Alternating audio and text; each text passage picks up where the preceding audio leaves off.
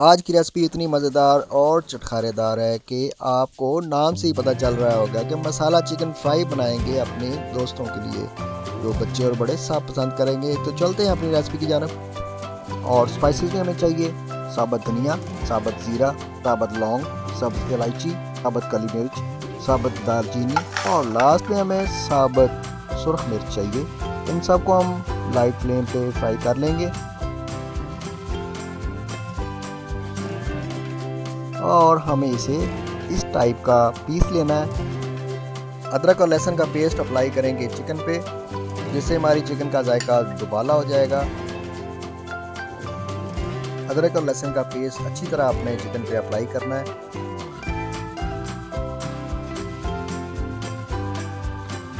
2 tablespoon हम नमक इस्तेमाल करेंगे इसके अंदर, ताकि हमारा चिकन टेंडर और जूसी बन सके। चिकन को फ्लेवरफुल बनाने के लिए हमें 2 टेबलस्पून हल्दी की ज़रूरत पड़ेगी, जो कि इसके ऊपर इसी तरह अप्लाई करेंगे।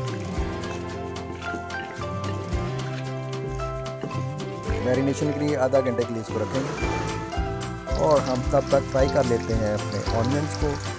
गोल्डन ब्राउन होने पे हम इसको अलग करेंगे।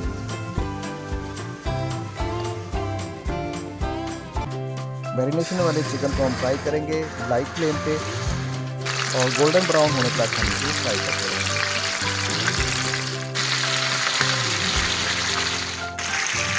साइड चेंज करते हैं इसकी।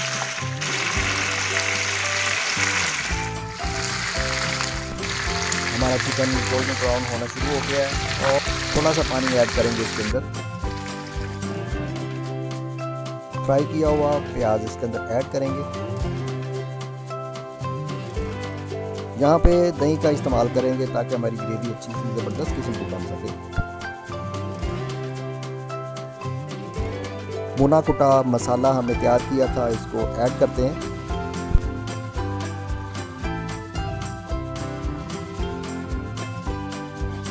माशाल्लाह से हमारा मसाला चिकन फ्राई रेसिपी तैयार हो चुकी है।